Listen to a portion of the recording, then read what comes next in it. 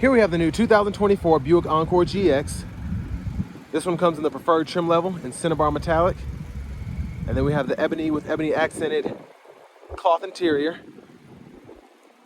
Now the powertrain consists of a 1.2 liter turbocharged 3-cylinder engine. That's mated to a CVT. And I reviewed an ST about a month ago, so I wanted to kind of give you all the more basic trim here. As we come around to the front, we still get those same LED headlamps along with LED daytime running lights. So I like that look there. I like having the mirror finish right around there, and then it's still gloss black here. So surprisingly, not a lot of black plastic. It looks so elegant. That new Buick logo there. Now as we come around to the side here, I'm actually feeling these 18-inch aluminum wheels. I like the look there. We get passive keyless entry on all 4 doors. And then over here we have our power door lock controls. We have express down on 3 windows, and then 1-touch automatic up and down on the driver's side. And then rear window lock here. And we can go through our power mirror controls there. And then we can adjust either side using the dial. And we do have blind spot monitors in those side mirrors. Then there's a bottle holder here, map pocket. And over here we have our headlamp control, so we can toggle the auto there. Hood release. And I'm sorry if the air is blowing hard. My phone says it feels like 106 degrees out, so it's pretty hot. And then we do have our manual driver's seat here. But before we check out the rear leg room, I'm just gonna see if we can get a look at this window sticker. Y'all can pause anywhere you need to. It should come up.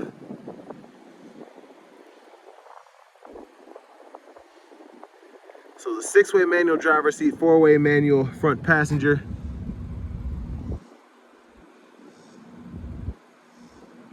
And then what's great is this sticker price is only $27,430. Pretty good crash test ratings. And then 30 miles per gallon city, 31 highway, according to the EPA estimates. But I have that seat up front adjusted for someone of my size, being 6'3" with longer legs. So let's check out the space. But a huge shout out to Chevrolet Buick GMC of Murfreesboro for letting me review this Encore GX. I'll leave a link below in the description. So there's my leg room there. Okay. I do like that we have the seat back pockets on both sides. And then down there we do have a USB-A, USB-C charge port. And there's a view of the front from back here. Dome light there. No middle fold down in the seat. Grab handle, and then we can hang 1 plastic hanger or 2 metal hangers on that hook. Now, of course, the child lock is on. There's a reason I unlock the windows. That happens to me more often than you'd think. With the child lock, you turn that on there, and you can cut it off there, and again, on, off.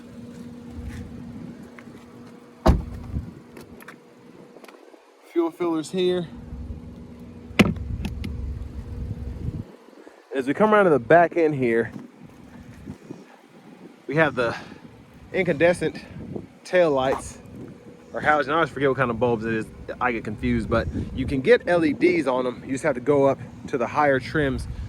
There might be a package that comes with the LED tail lamps as well, but I did the ST, the one I did the other week or so. It had the LED tail lights, which I think make a huge difference. I highly recommend getting them. Side pocket here, we can close that off and keep stuff in the trunk that we don't want to roll around. Spares underneath there. And just a quick look underneath the vehicle. And now we're going to come around to the rear passenger side. Show you how that seat will fold down. You just pull here. And what's cool is you actually get the seat belt. That'll hold that still. And then, well, it's supposed to, but you can fold that flat, and then that way, when you fold the seat back up, nothing gets in the way. I don't know why that's doing that, but I'll figure that later. Might be the seat belts because they're all buckled here, but that'll fold back up no problem. And then here is our front passenger seat. So if you need to have anything that needs a little space, you can just pull this up and have the seat flat. You have a little bit more space doing that, or you can just run like 2x4s through the middle. And there is the glove compartment with owner's manuals.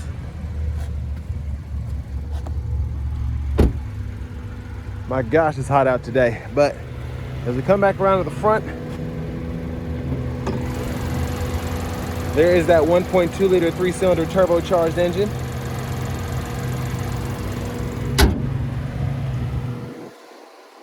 Now let's go ahead and hop in the driver's seat. Oh, that's much better. All right, so we get a leather wrap steering wheel here, new logo. I like the horn here. Now I say that because I did an Invista this morning, and that horn sounded nothing like this. It sounds nice and sturdy, so I'm glad they went with a better horn on this one. So over to the radio here, I had to go ahead and basically finish the whole video just to notice that the air vents were going right at the mic, so I have to redo this part here, but luckily I'll be a little bit more on top of it now.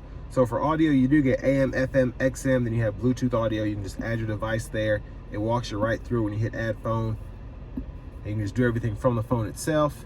And then you also have your wireless Apple CarPlay, wireless Android Auto compatibility, along with the Wi-Fi hotspot. Settings in here. So system settings, you can change your units here. Scroll down, you have US or metric.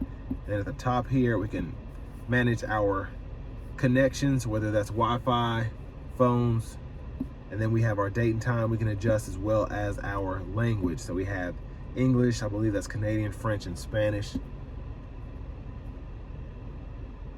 And all of those are right in there. And then we have our vehicle settings here, so whether you want to adjust the lighting, or if you want to adjust the auto wipe in reverse gear, you can turn that on. It's just a lot that you can set up here, as well as the teen driver if you're going to have a teen driving your vehicle. Now over here, I love the gauges here. These are the trip gauges, so trip info's here, fuel economy's there, and then we have our battery voltage, coolant temperature here, and then in the maintenance tab, we have oil life, engine air filter life, and then we have the tire pressure monitors as well as the brake pad life. So you can go in there and fool with all of that. And then backup cameras here, guidelines, follow, you should turn the steering wheel. And you can turn those off by hitting this button here.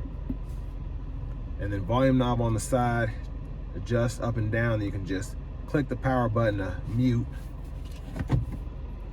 And then down here, hazards, and then those flash. Well, this light flashes along with the turn signals when you have those on, so I like that. And then we can adjust temperature here for the AC, toggle that on and off, adjust fan direction, defrosters, close the vents off, then we can adjust the actual fan speed with this right knob. The 12 volt right there, USB-C, USB-A duo there, storage pocket for your phone while it's charging. And then you have the auto stop toggle, the lane keep assist with lane departure, as well as the traction control there. And then bottle holders. Now for the shifter, hit this lever behind, pull down, reverse, neutral drive, and you can shift manually in low gear. And of course, with it being a CVT, it just kind of changes the rev points. So it'll show you that bottom part as you go through that. And then there's an electronic parking brake. Just pull up to engage, hit the brake, press down to disengage. Storage pocket here. Center console cubby space, excuse me. Removable tray, and then plenty of storage down in there. And there's a view of the back seat from up here.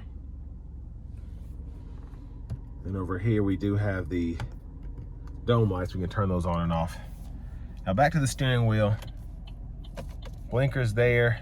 With the low beams on, we can toggle the high beams there. Automatic high beams, you can turn those on and off there, and then just pull up to flash the high beams there. And then windshield wiper controls, that's one time off, or intermittent, excuse me, low, high, and then off is right here. And we have our rear wipers here, intermittent on. And then you just pull back, or push back for the rear wiper fluid, pull up for the front wiper fluid. And then to the steering wheel itself, cruise controls, cancel, you can adjust speed, forward collision alert, gap adjust there. And then we have our voice recognition mute button, and then we can use our shortcuts here. When Bluetooth is activated, that'll be your Bluetooth button, and then hold that, and you can pull up your audio sources and then use this as a scroll bar. And when neither one of these is up, you can hold this here, let off, and then it'll give you different gauge faces you can choose from. So my favorite is gauge 2. If I can get it to come up. And that is this, because you can see it gives you like a tachometer there, and then you can see your speed and nice big numbers, and then I have the fuel gauge here, and then the engine temperature there. And then behind the steering wheel on the left side, you can go through your track list, radio station presets. Behind the steering wheel on the right side, volume up, volume down. Push button start. Finally, here's the key fob with that nice Buick logo on the lock button there. But next, let's go ahead and take this Encore GX Preferred out on the road for a test drive. So starting the test drive out in the Encore GX. The CVT is so weird. It's kind of a good thing depending on how you like to drive, just because you don't have shift points to worry about. It just kind of goes because the transmission is always varying in terms of the speed. But yeah, I like the pull overall of the 1.2 3-cylinder, and I've said this I just did an Vista this morning I'm going to upload, and then I've had another Encore GX. That one being the ST I talked about earlier. I just like the feeling of this turbo, and it's crazy that a 3-cylinder engine puts out this much power, because when you think of 3 cylinders, you think of like older Geos or just itty-bitty cars that don't have any power whatsoever, but this is not the case. But this really shines when you're just cruising. Of course, you're going to burn a little bit more gas giving it throttle using the turbo. I mean, it pulls great.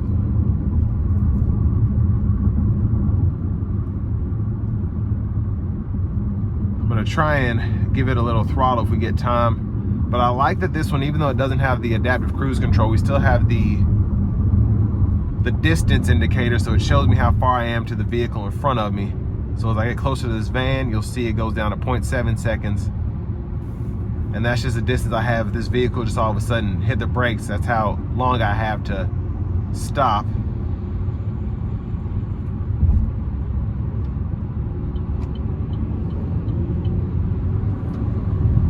So great passing power, again, for a 1.2 liter 3-cylinder.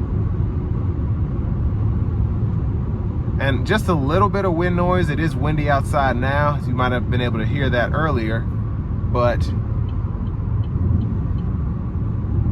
a great ride coming down the interstate here.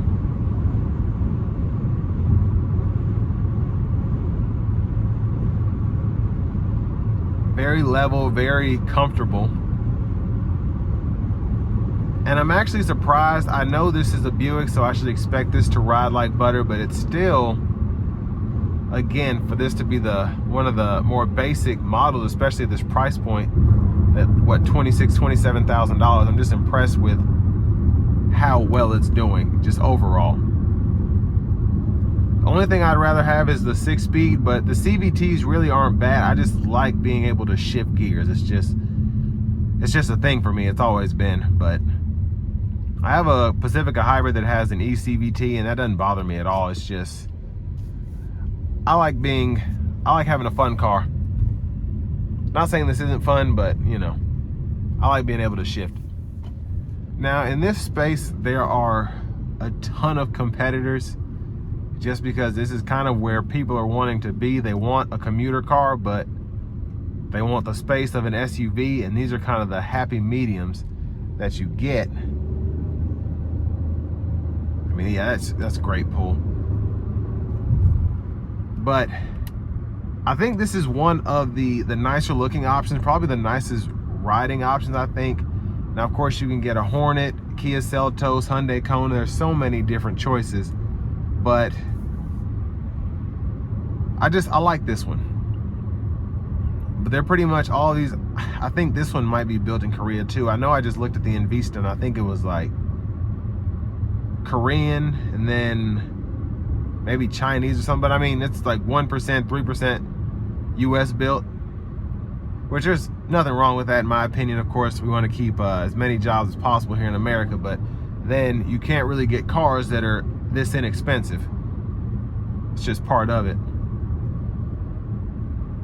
But I mean, in terms of a long-term vehicle, these 1.2 liters, people get worried about turbochargers going out, things of that nature. Now, this does have a lifetime powertrain warranty from Chevrolet Buick GMC of Murfreesboro, and that allows you to have your engine, transmission, and the turbocharger covered. But I mean, if you maintain a vehicle like this, which I would hope you would, and you don't keep your foot in it, like I hope you wouldn't, you won't have that many issues out of these things. I mean, there's a reason that they're at this price point. The manufacturers don't want to have to fix the cars all the time under warranty. So if you are that worried about it, I recommend getting an extended warranty, maybe for like the radio or whatever. Again, if you have a place with a lifetime powertrain, you should be covered with anything you might be worried about. But I just don't see a lot of issues coming out of these that can't be either fixed under warranty or fixed inexpensively, just depending on where you go. But just in terms of my first impressions here, with this car only having 17 miles, it's pretty impressive for the price. And this will bring me to the end of my review of this 2024 Buick Encore GX in the preferred trim level.